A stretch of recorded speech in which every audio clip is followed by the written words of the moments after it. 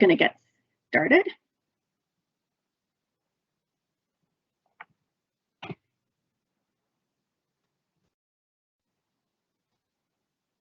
Hello, everyone. My name is Julie Matthews. I'm the Director of Tenant Communications for the RP1 account. Thank you for joining us for this very important event today. I will be the facilitator for this reflection hour. A few housekeeping items before we start. Today's event is on Teams, live. To ask a question, we ask that you use the Q&A function that is available in the system. We will be answering questions at the end of the presentation. And if you would like to choose, you can also choose to use live captions.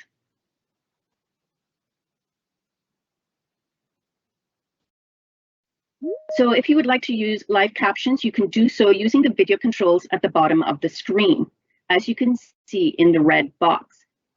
To turn on live captions and subtitles, select Captions, Subtitles. To change the caption language, select Settings button, then the Caption Subtitles, and choose the language you want. We've enabled French, as you can see in the white box.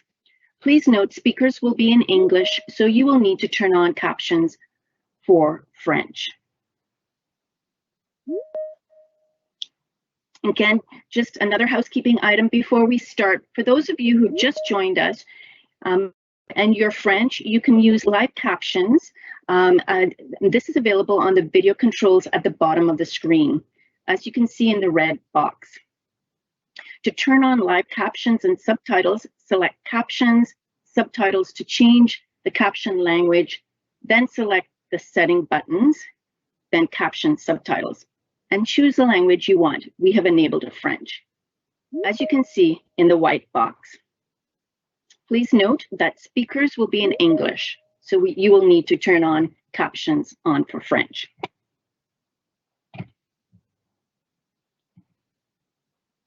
So thank you everyone for joining us today. We are trying out a new technology for French capabilities, which is the captioning technology that's available on Teams Live. So we're hoping we could use this to help support a sort of our ability to get more information in English and in French and really utilize this full hour. So thank you for joining us for our Truth and Reconciliation Week Reflection Hour. We would like to use this opportunity over the next hour to share stories, embrace a culture of learning and openness. Let us also reflect on what has passed so we can create a better future. At BGIS, we are committed to supporting Indigenous peoples of Canada and show this support through our team members, supplier diversity, and through our partnerships with Indigenous associations. As part of our commitment, we are also building team awareness about our Indigenous history, sharing our personal Indigenous journeys so that we can create a culture of openness and reflection.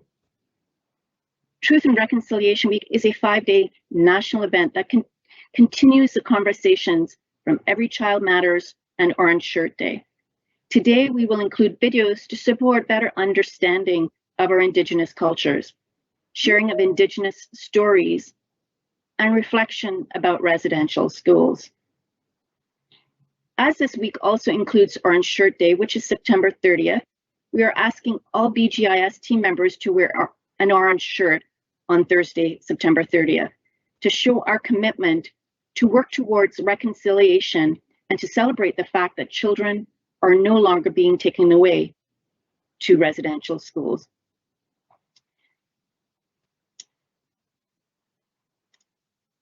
Throughout the presentation, you will see different pictures of our team members wearing their orange shirts.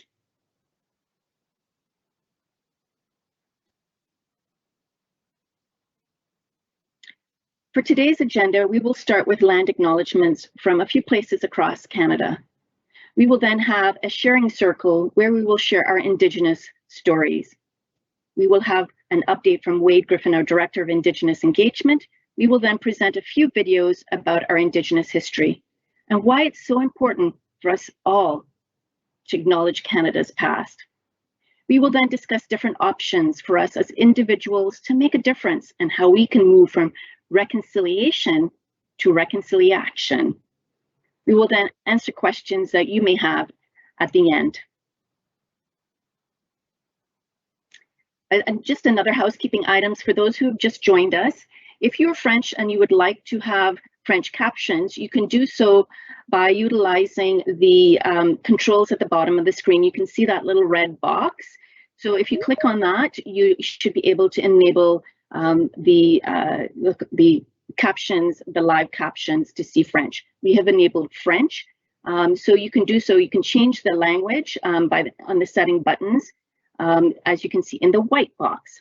So if you are French and you would like to see captions, you can do so by enabling captions in this presentation. I would like to start off with land acknowledgements from a few different places across Canada.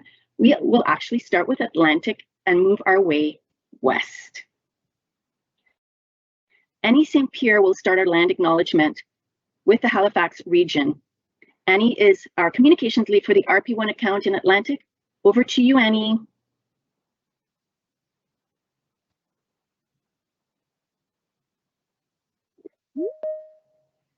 Oh, Annie, I think you're on mute. I just realized. I said, thank you, Julie. First error. We would like to begin by acknowledging that we're in the Mi'kmaq, the ancestral and unceded territory of the Mi'kmaq people. This territory is covered by the treaties of peace and friendship, which Mi'kmaq, Maliseet, and Passamaquoddy people first signed with British Crown in 1726. The treaties did not deal with surrender of lands and resources, but in fact recognized Mi'kmaq and Maliseet titles and established the rules for what was to be an ongoing relationship between nations. Next to you is Rocco. Next after me is Rocco.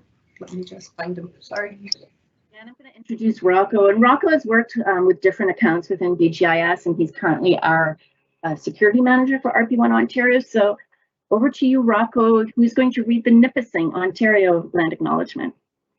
We would like to begin by acknowledging that we are in the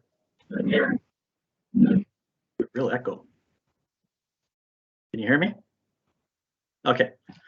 Try again. I'm going to mute mine. It might be me. Okay. We would like to begin by acknowledging that we are in the Robinson-Huron Treaty Territory and that the land in which we gather is the traditional territory of the Nipissing Anishinaabe Nipissing people. The people of Nipissing First Nation, known as Nibissing or Nipissings, are of Ojibwe and Algonquin descents and have lived in the area of Lake Nipissing since time immemorial. We thank the generations of people who have been stewards of these lands for thousands of years before us. We recognize and deeply appreciate their historic connection to this place. We also recognize the contributions of Indigenous people, First Nations, Métis, and Inuit in shaping and strengthening our community, our province, and our country. As settlers, this recognition of the contributions of historic importance of Indigenous people must also be connected to a collective commitment to make the promise of truth and reconciliation real in our communities. Thank you, Rocco. And for those of you who don't know Rocco, Rocco also found out about his Ojibwe background and has been researching his Ojibwe background and really learning about it. So I've been following him on his journey and it's very interesting. Thank you, Rocco. And over to Stephanie, who is our communications lead in the Pacific region. She will be reading the land acknowledgement for Langford, BC. Over to you, Steph. Thanks, Julie. I would like to begin by acknowledging that the land on which I live is the traditional territory of many nations, including the Coast Salish, Wasanic, Tamuk, Lekwungen, Songhees, and the Chianu. Thank you, Steph. Very well said. Thank you, everyone. We wanted to include land acknowledgements from all over Canada, but we would be going for at least an hour. So we wanted just to acknowledge some different places across Canada. Our land acknowledgements are very important as part of our process for reconciliation and understanding.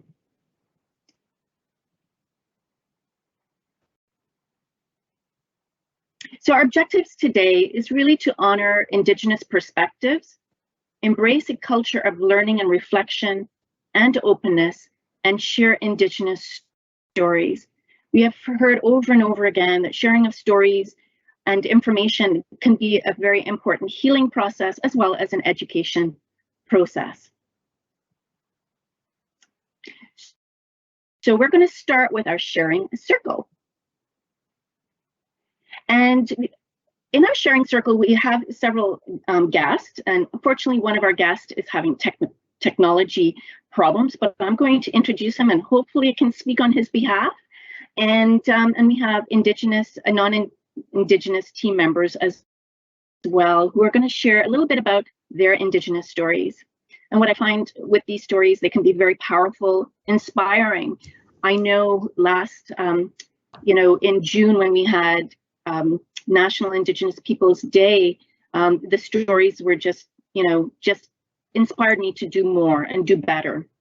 So I'm hoping some of these stories will be inspirational as well as informative. So the picture you're going to see here, and I'm going to flip back and forth a little bit here, is a piece of art that was created by a young Indigenous artist named Connor LaFortune of Dokis, Ontario, and is inspired by the wampum belt and the 4 colors of the medicine wheel. On the left side and right side of the piece, 2 human beings stand with a 4-row wampum in between them. The 4 medicine colors represent diversity and friendship between ethnicities: white for European, black for African, red for Indigenous, and yellow for Asian. These colors reflect the different backgrounds and nationalities that exist within Canada, all working towards peace and unity. The artwork has one man inverted, so when you examine the piece, one man is upright and the other is upside down. Similarly, the sun is on one side while the moon is on the other. This represents the many dualities of our world: night and day, Western and Indigenous, traditional and modern, among others. Now, this wampum belt is actually sitting in my office. I will be framing it and putting it into the Markham office as well. It's a wonderful piece, and we're lucky today. One of our guests is Connor, and he will talk a little bit about his journey. And I look forward to hearing about him. So next time, hopefully, when you're in the Markham office, you'll be able to see this beautiful wampum belt. And it feels wonderful. It's leather backed, and it's inspirational, but we'll be putting it in a frame to protect it. And again, so thank you, Connor. And we're going to start with our sharing circle, and we want to share a story. So we're going to start with Connor. So Connor's the artist that did that wonderful wampum belt. So over to you, Connor, to share a little bit about yourself. Thank you so much. Yeah, can you speak a little louder? I'll go on mute. And if anybody else is not on mute, please mute yourself. All right. Ani Bojo, Nimkins Indigenous, Okikendan Donjaba, Benishan Dondem, Anishna Baninendao. My name is Connor Lafortune. I am from Dokis First Nation and La Rivière des Français. I am a French Indigenous person, as you probably could tell. I'm part of the Bird Clan, and I'm Anishinabek. I've been doing art in various forms for as long as I can remember. I started mostly with writing. I do a lot of creative writing, essay writing, poetry, things like that. I'm also a sports fan. I've played hockey and baseball since I was a child, and other sports. Among that, I grew up very near to my community, just on the outside, just because the schools in the First Nations aren't offered in French, and my family wanted our education to be in French, but I grew up back and forth between my First Nation and the French River community. Since then, I've been doing a lot of different projects, such as sewing and beading. As you can see, I have the beautiful medallion that I was asked to make, which was one of my biggest projects thus far, and one of the most lengthy projects I've done. I think beading is a great way to connect ourselves to many different things mostly for me, it's for my mental health. It's one spot where I can just kind of calm down, breathe, and really channel that traditional aspect that is gifted through our beadwork and our art. I've been doing various projects with national organizations such as the Thunderbird Partnership Foundation. We just launched our Life Promotion Toolkit for First Nation communities, which was a beautiful project that is going to help many individuals. I've been doing a lot of talks and things like that, being a Francophone, Indigenous, and queer person, kind of educating in between the intersectionality between the three and really how that flows in our modern world. I was so thankful to be asked to speak today, and really just wanted to share a little bit about myself. I'm always willing to come give talks on anything that needs to be spoken about in different in my different capacities. But I really appreciate everything you guys are doing today. And I unfortunately have to go early, so I won't be able to attend the whole thing, but I did want to say Chimigwech. Megawetch, Connor, thank you so much. I continue to be inspired by your journey, and hopefully we'll have more opportunities to engage with you. So the next guest we have is Steve Guilbeault, who is from the North Bay Friendship Center. Unfortunately, his mic I'm here. is not. Oh, great! Thank you. Yeah, I was able to reconnect. So it took some fancy IT work that I didn't do, but I had some help. Well, Steve, it's always a pleasure. The floor is yours. Tell us a little bit about the work you've been doing with BGIS. Okay. And for those of you, I'm a big fan of Steve's because we reached out to friendship centers and he was the only one to answer our knock on the door. So I have a lot of respect. I'm a big fan of his, and he's been helping us with the North Bay Hospital as well as the RP1 account. So over to you, Steve. Hi everyone, my name is Steve. I'm from North Bay, and our traditional territory is the Nipissing First Nation Anishinaabe. We are covered by the Robinson, Huron, and Upper Canada treaties.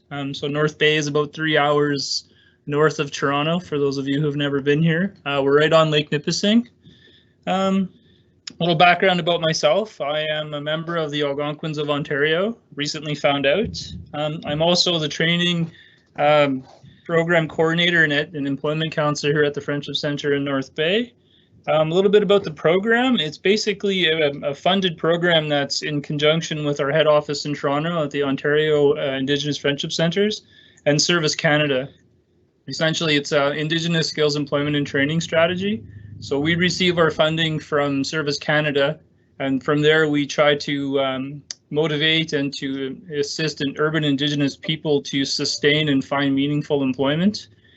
So whether that means going back to school through on-the-job training or anything like that. So what we did with BGIS recently is we were able to assist 2 participants in finding employment. One was for the summer for a student who was going on into her psychology program, and another who just recently graduated from Canada College is now working at the hospital with BGIS, and he's doing really, really well. A little more about the program. So essentially, the program is called Apatiswin or Apatswin, depending on how you want to pronounce it. Essentially, it's a Swampy Cree word meaning employment and training and jobs. So the vision of the Apatswin program is that Indigenous people gain education, experience, and skills to achieve and maintain meaningful employment. So I've been in this role for about 3 years now. Before this, I was actually an employment counselor at another agency, but it was a non-Indigenous agency. So, but I did assist a lot of Indigenous people while I was working at this other agency. So I kind of have the best of both worlds, so to speak. So I can kind of combine my experiences with more of the Western approach and then the traditional approach as well. So I can kind of apply both sides when necessary. So the program is basically, it has about 20 interventions. Some are funded and some are non-funded. So the non-funded interventions basically include clients can drop into a resource center, access internet, phone, that sort of thing, job search support, resume support. The funded interventions are more on-the-job training, or if people want to go back to school, we can help them with tuition, all sorts of things in between, like work boots, right, to textbooks and everything in between. That's pretty much it. Again, like I said, I was originally born in Mattawa. I moved to North Bay when I was very young. I recently discovered that I'm actually Algonquin First Nation. I don't have status yet, but I'm working on it. We're just kind of tracing back the history. And yeah, I'm very happy to be here, and I'm very proud to be a part of the BGIS experience. And I'm really grateful that you helped us with a few clients, and we're looking forward to future collaborations. And OFIFC is supposed to call you to try to create more partnerships at the other friendship centers in Ontario. Thank you. Kessie and I are working on it. I got all your list of names. Thank you for Awesome. everyone on the phone. The friendship centers are extremely instrumental in recruitment and community outreach. So Steve is just a great example of this. Kessie and I are working on the Ontario with Wade. So lots of great opportunities to engage with a local friendship center. And like Steve said, some of the positions are funded, some are not. But we hired 2 great Indigenous team members that continue to, add to BGIS Indigenous experience. So again, what a wonderful experience working with the North Bay Friendship Center. And thanks to Rob at North Bay Hospital from BGIS, who was a great champion and helped this get going. So thank you. And next, we're going to move on to TFMS and Bobby Kerr. And Bobby is an inspirational person to me, has been for years. He does great work in furniture decommissioning, and always pushes me and is a great resource for me to feed into, because he's done some great work. And over to you, Bobby. Thank you, Julie. I appreciate it, and I appreciate the opportunity to tell my little story. By the way, I'm from Ireland, just in case you didn't pick up the accent. And it was introduced earlier, it was either English or French. Well, now you've got Irish as well. So I'm going to explain to you, and I think it's interesting, my little journey of what I call awareness. I arrived in Canada 1978, January, and I couldn't believe the snow. My first job was digging snow off roofs in an area of Ottawa.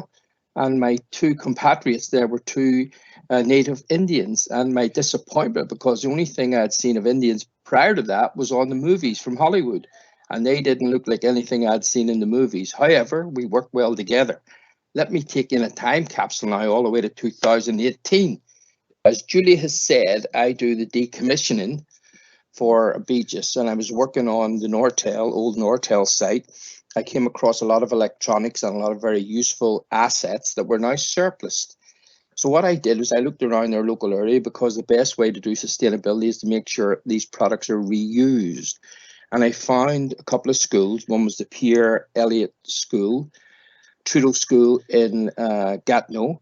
I talked to the headmaster, and he only welcomed big time these free surplus assets. And as reciprocation, he invited me to a powwow. Well, again, coming from Ireland, no idea what a powwow was. However, I agreed, because it was a couple of hours off work. And if you're questioning, that's me on the right, beside the gentleman in the traditional dress. And the next picture is the dancing that went on. I think one was called the grass dance. To sum it up, from my lack of knowledge to my education that day, it absolutely, putting it simply, blew me away. I couldn't believe the athleticism of the dancers. I couldn't believe the traditional dress, the colourful, and I couldn't believe the camaraderie from the young children, the mothers, the drumming, everything. It was just a complete education. And as I say, awareness and appreciation, a new level of understanding, which I'm still on the journey. So that's basically my story. To this day, I've just checked, they're still using all the equipment that we sent them. And very graciously, they've invited me, because last year they didn't have one due to COVID, a powwow. They've invited me this year if they get it organized. And I can tell you, I'll be one of the first at the front door to take in this experience for the second time.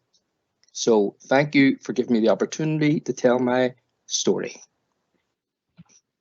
Thank you, Bobby. Always great. And, it's great to see the sustainability linked to the Indigenous, to sort of the personal well-being as well. So Bobby always inspires me to do better.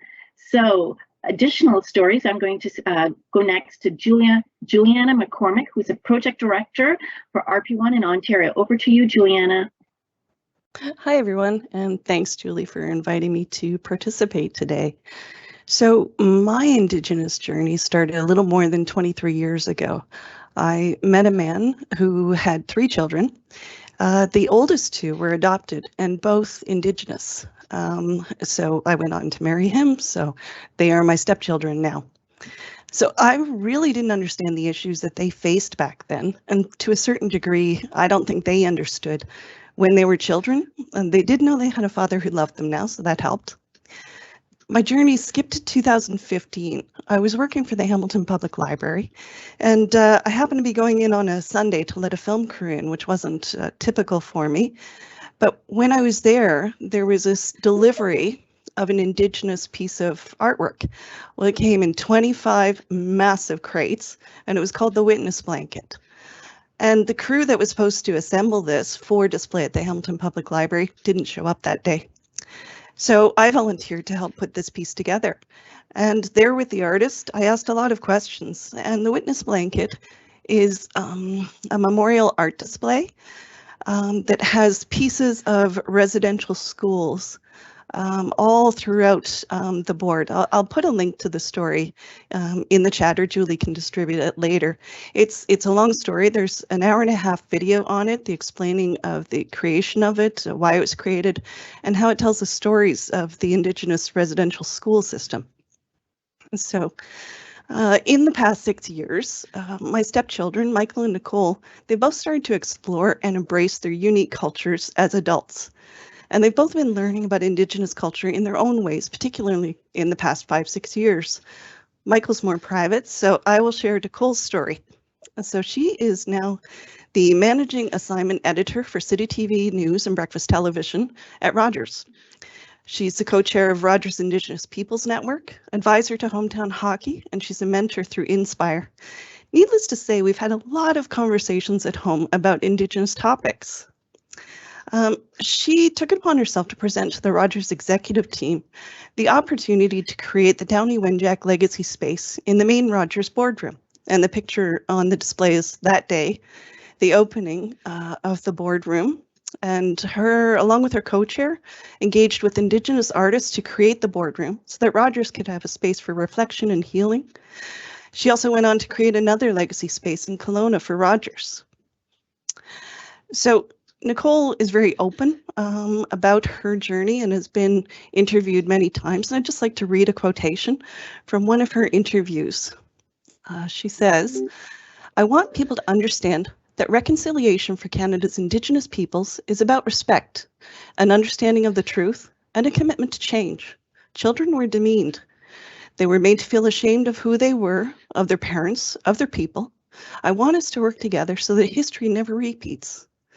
We need to have those tough conversations with each other. We need to ask how we can do better." So a few weeks ago, Nicole had been asked by a friend to do a smudging ceremony for a lost relative. So she dressed up in her ribbon skirt and her Indigenous jewelry, and she looked beautiful. She had to stop for gas on her way, and an individual at the pump next to her took a look at her and said, "Go home, you dirty Indian." Nicole, unfortunately, is used to this kind of treatment, so just replied, "I am home." And then she left the gas station. The reason I bring up this incident is to demonstrate that there's still a lot of work to do in educating people and telling our stories. I'm so grateful to BGIS that they're an employer who promotes diversity and inclusivity. The emails we've received this week have a lot of information and a lot of links that I highly encourage everyone to read. Today, I had the opportunity to share some stories with all of you in the hopes that you will continue to share your stories and break down the many barriers faced by the Indigenous people. I would encourage you to continue to learn about Indigenous culture. Once again, thank you to BGIS for your unwavering integrity. Thank you, Juliana. That was very emotional. I'm not going to have tears in my eyes, and prejudice when it's faced, it's such a tough thing for people for all of us. And if you've never experienced it, it's very hard to explain. So thank you, Juliana, for that very emotional story. Thanks, Julie. Next we have, and thanks again. I remember when you talked to me about, was it a year and a half ago, about your kids, and you continue to be an important contributor to our journey. So many of you who have been part of our conversations continue to help BGIS develop that path. We call it 2 paths, and all of your contributions are so important. So again, Juliana, thank you. Over to Callie. Callie's also a project director on the RP1 account. Callie, last but not least, over to you. All right. Hi, everyone, and thank you, Julie. My Indigenous journey is relatively new. It started a little over 6 years ago when my husband was researching his ancestry and discovered that both his maternal and paternal great-grandparents were Métis from the Penetanguishene area in Ontario. Learning of this ancestry and understanding that it's also shared by our children inspired me to become increasingly interested in Canada's Indigenous history and also to expand my own Indigenous knowledge and understanding. I currently participate on the Ontario Regional Indigenous Engagement Committee for the RP1 contract and the BGIS Indigenous Communications Committee. I also completed the Indigenous Canada course offered online through the University of Alberta, which is a great way to expand your knowledge of it with anybody's interested, and it's free. So look into it if you're interested. Really, as my Indigenous journey continues, I look forward to increasing my knowledge and awareness and understanding and sharing it with my family. I am so thankful to share my story here with you today. So merci, which is thank you in Michif, the official language of the Métis Nation. Thank you. Thank you so much, Callie, and I look forward to joining you on your journey. I know we're doing lots of great initiatives within the project team when it comes to Indigenous perspectives, when it comes to project design, whether it be a new CBSA border entry, whether it be Lester B. Pearson, or the solar pergola that's going up at CD Howe, that's going to be an Indigenous solar pergola. We cannot do this without all of the BGIS folks understanding those different perspectives, especially the projects team. So again, thank you to the projects team. Again, and I'll be saying that over and over again in the upcoming years because we have so many great projects planned. So next, we're going to get an update from Wade, and then we're going to move to some great educational videos and some inspiring videos that I hope will leave you with some reflective thoughts for today and this week. So at this point, I'm sure many of you know Wade.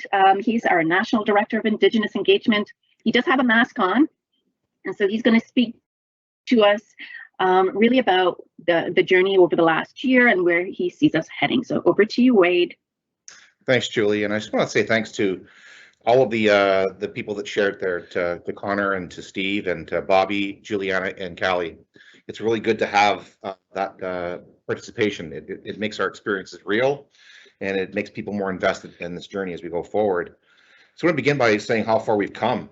2 short years ago, I remember wearing my orange shirt to the Ottawa office, and many people weren't aware of what that meant.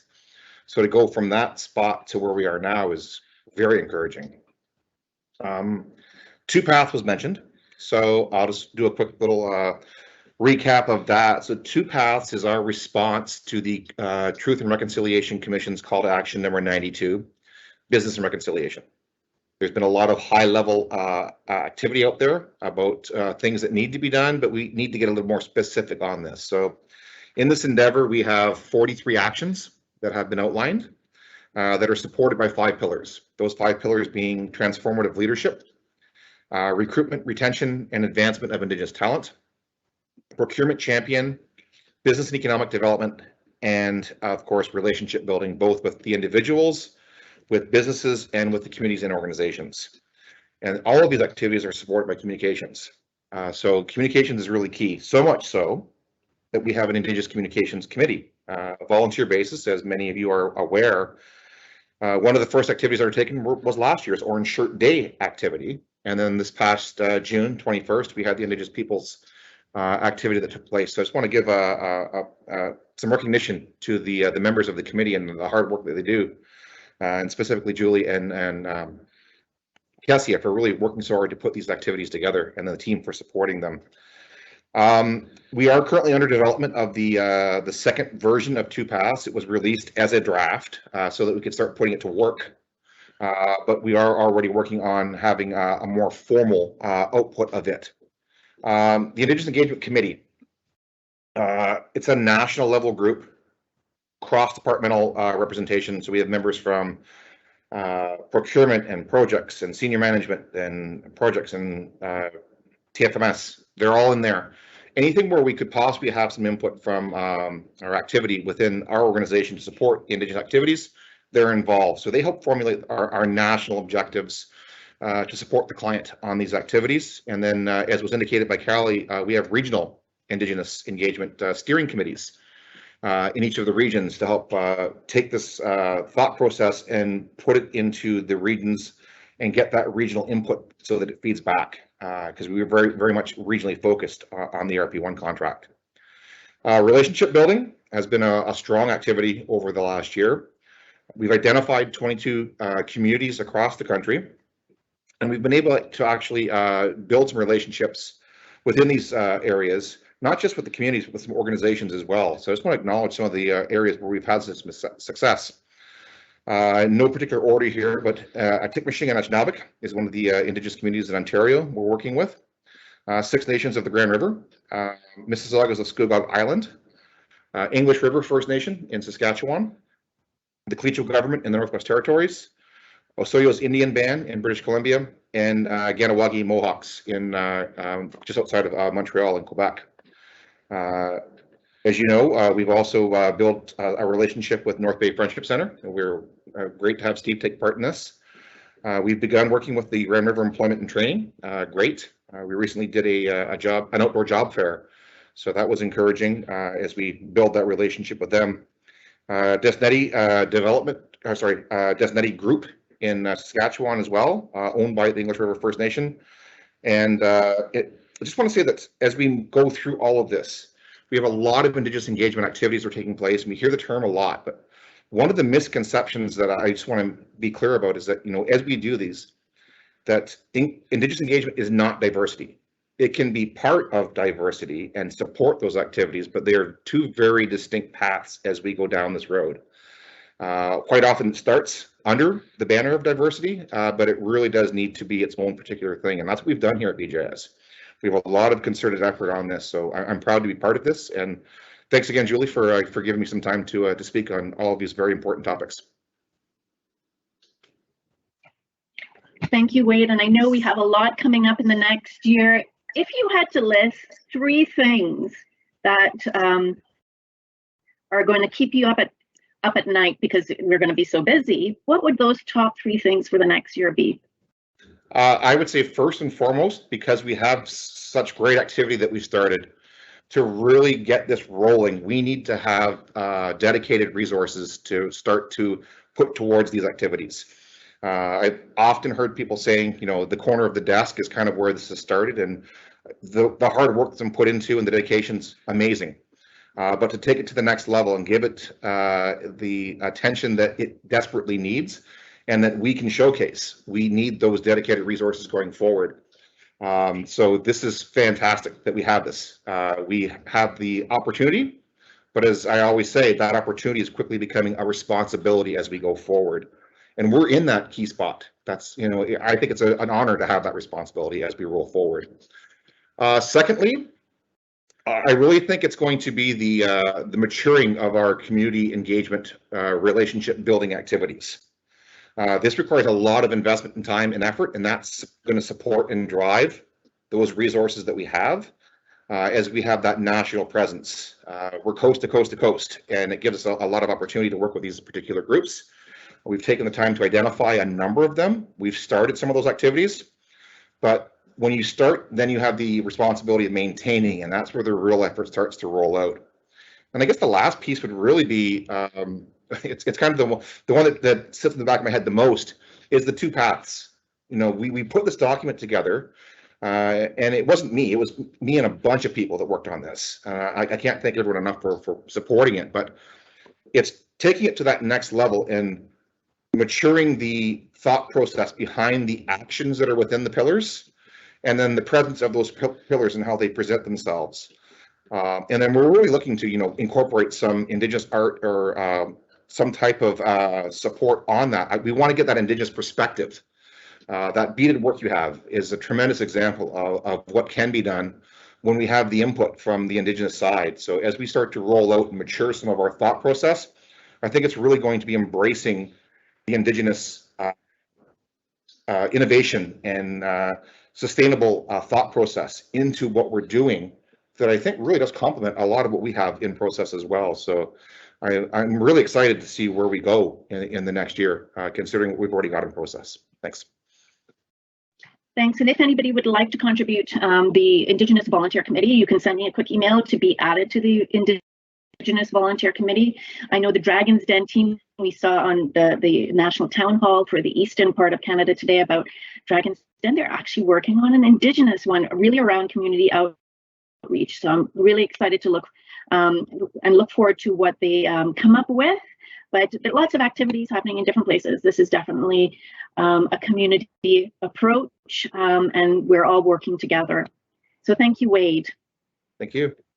And for those of you, Wade is a great listener, takes feedback very well. If anybody has any comments, don't hesitate to reach out to Wade. He is more than willing to listen. He listens to me all the time and my crazy, wacky ideas. So I can tell you right now, he's a great listener. So now at this point, we're going to move to some videos. And first, you know, I'm hoping to, you know, really give it sort of that education component for the videos. I've included a copy of a link to the French video as well, of 2 of the 3 videos. So the first one is really about a new way forward. Indigenous issues are everyone's issues. Senator Murray St. Clair talks about why it's so important to remember the past in this video.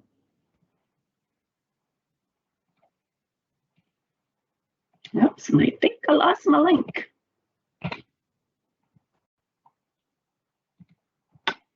Sorry, I'm just going to reestablish and give me 1 second. Technology problems.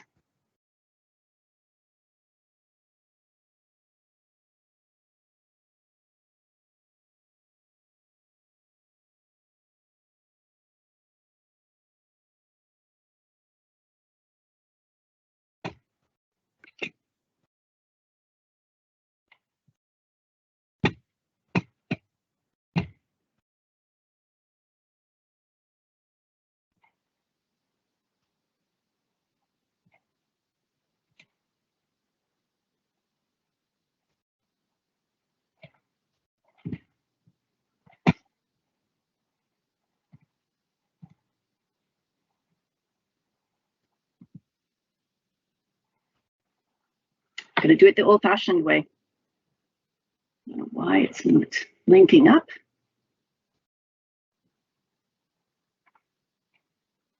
Oh darn. It worked just as I tested it.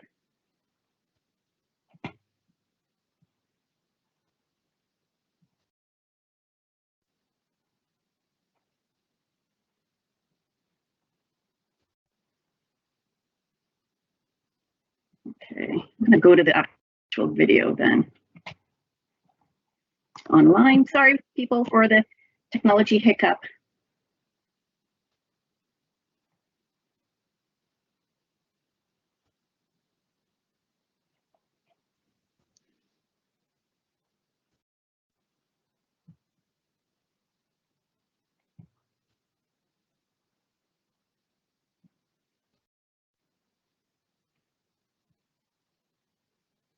This is a test for Monday.com's new product, Monday Work Docs.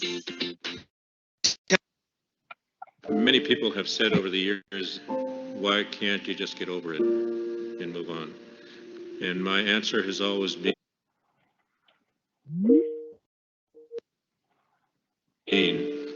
Why can't you always remember this? It's because it's important for us to remember. We learn from it. And until people show that they have learned from this, we will never forget. This is a part of who we are. It's not just a part of who we are as survivors and children of survivors, but as part of who we are as a nation. And this nation must never forget what it once did to its most vulnerable people.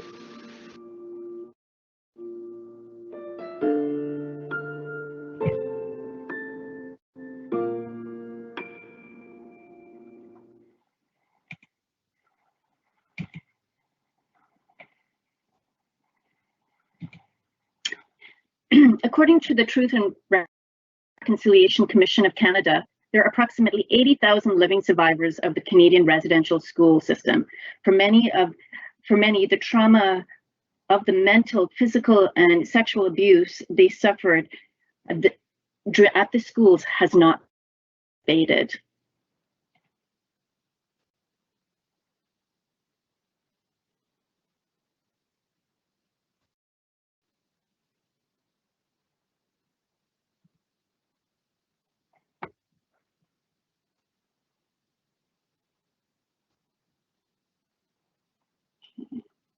Just give it a second, it'll start.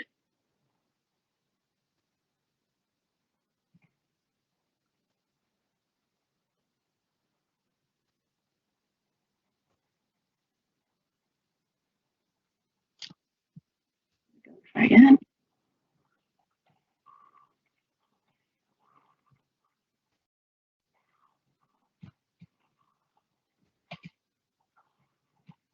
Okay, let's try this.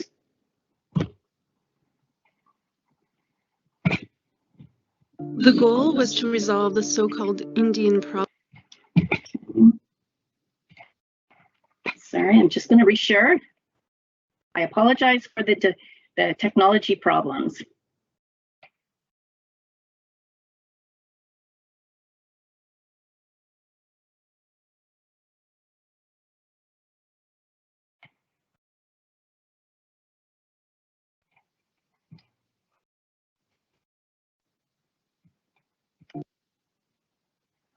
The goal was to resolve the so-called Indian problem.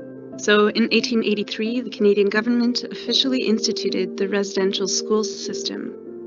By the 1930s, nearly 75% of Indigenous children between the ages of 7 and 15 were forced to attend these schools. Unable to return home for months or even years, Indigenous children were often neglected and abused, stripped of their language and culture. Thousands of children died while at residential school. Others went missing, never to be seen again. At least 150,000 First Nations, Métis, and Inuit children were institutionalized over the course of more than 100 years. There are approximately 80,000 living survivors. Some have become leaders in their communities, teachers, counselors, commissioners. For many, the trauma of the mental, physical, and sexual abuse they suffered hasn't faded. The children and grandchildren of survivors have inherited those wounds. They have persisted, manifesting as depression, anxiety, family violence, suicidal thoughts, substance use. This is called intergenerational trauma, and it can take generations to heal. For Indigenous peoples, that healing can involve a return to the culture that was taken from them. For others, it involves formal acknowledgement of their experiences. There is no place in Canada for the attitudes that inspired the Indian residential school system to ever prevail again. For Canada, it means confronting the past and working towards reconciliation. Laws and apologies are necessary to help us move forward, but reconciliation also requires true understanding and empathy to create space where healing is possible.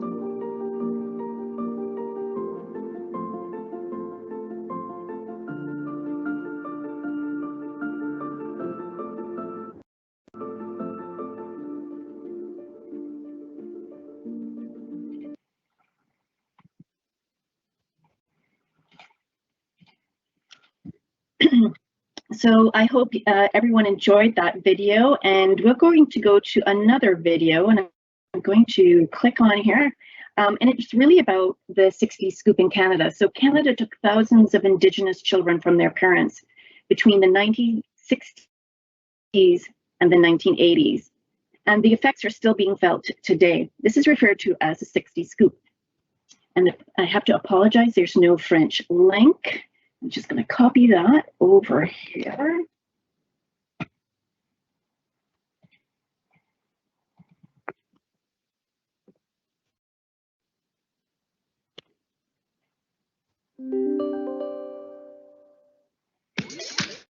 With MailChimp, you can create more engaging emails that can help drum up more tasty dumpling sales.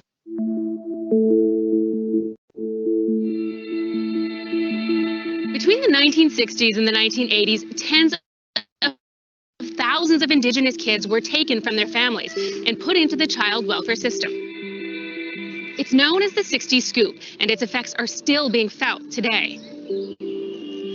The practice of taking kids out of Indigenous communities goes back as long as Canada has been a country. First, there was a residential school system. The goal there was to assimilate Indigenous kids, and as one bureaucrat said, solve Canada's Indian problem.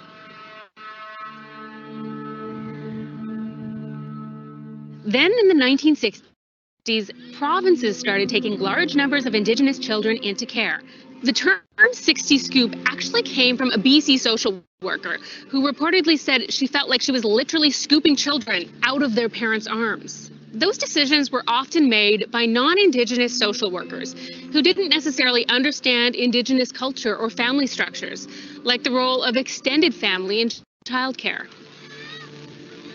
Social workers often saw challenges, like poverty, as a reason to remove children. Many parents grew up in residential schools and were facing their own trauma. Some of them even asked social services for help. But the jump in the number of Indigenous kids in the child welfare system around this time is staggering. In BC, for example, First Nations children made up less than 1% of all kids in foster care in the early 1950s. A decade later, that number was 34%, and a similar spike happened in other provinces. Some governments developed special programs designed to get Indigenous children adopted, like Saskatchewan's AIM program. The AIM program advertised kids on TV and radio and in newspapers. Almost all of the kids who were adopted went to white families in Canada, the United States, and even as far away as New Zealand. Across the country, thousands of Indigenous kids were adopted out, but to this day, the government says it still doesn't know exactly how many. Many of these adoptions didn't work out. One study found that 1/5 of Indigenous adoptions had broken down by the time a child turned 15, half of them by the time they were 17. But it wasn't until the 1980s that the government really started to examine the damage the 60 scoop caused families and communities. In an influential 1985 report, a Manitoba judge said cultural genocide has taken place in a systematic, routine manner. More than half a century after the 60 scoop began, the trauma and harm are still affecting families. Many survivors say they were abused while in care. They continue to struggle with trauma and loss of family and identity, loss of language and culture, loss of history, similar to residential school survivors. And they don't always have information about where they came from. Some survivors are struggling to find their biological families.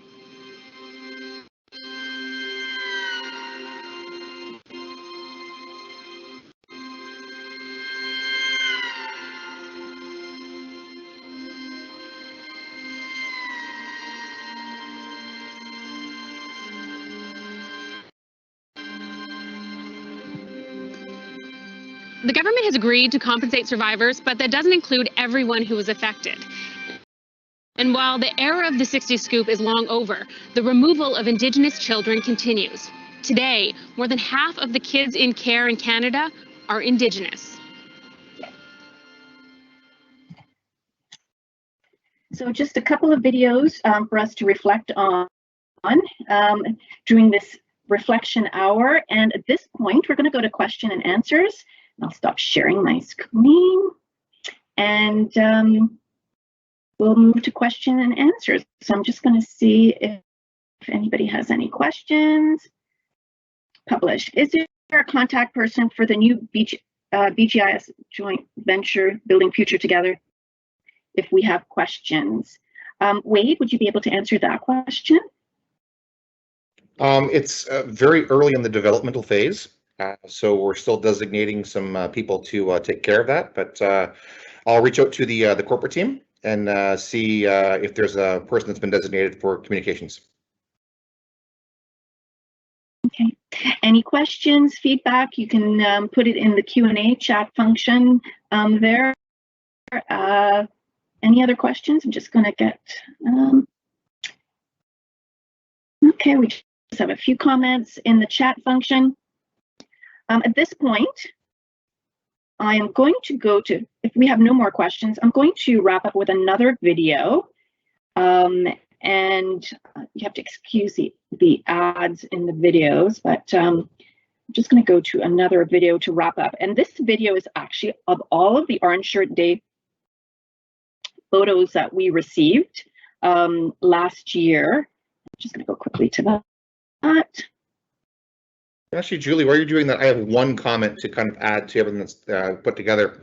I have put together a personal commitment to reconciliation that I would like to distribute to anyone that's interested in taking a look at it and see if it's something that might be of interest to them in the spirit of reconciliation.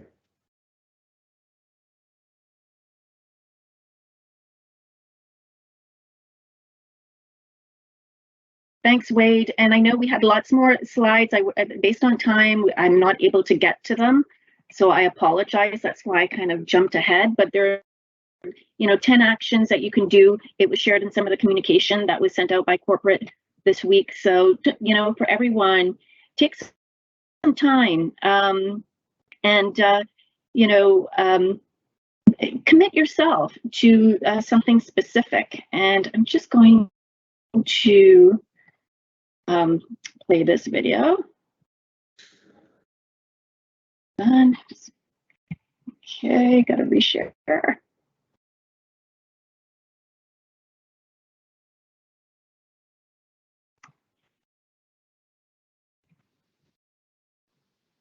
And just an inspirational video to close today.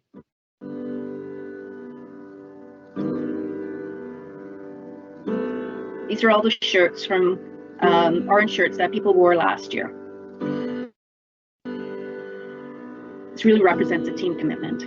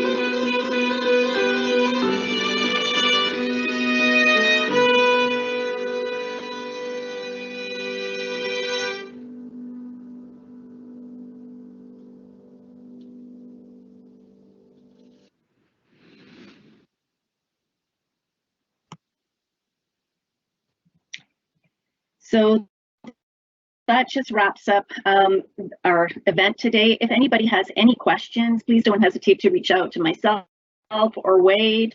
We'll try and get the answers for you. I know quite a few people have dropped off. And again, thank you, everyone. And I hope the French, I guess, the French participants weren't able to see the French captions. So thank you. We will take your feedback and we'll publish the video, which will have the captions on it. Thank you, everyone. Take care and have a wonderful day. Thank you, everyone, for participating. Thank you. Bye. Thank you. Bye. Thank you, everyone. Thank you. Thank you. Great job. Now wait. Okay, miigwech. Miigwech.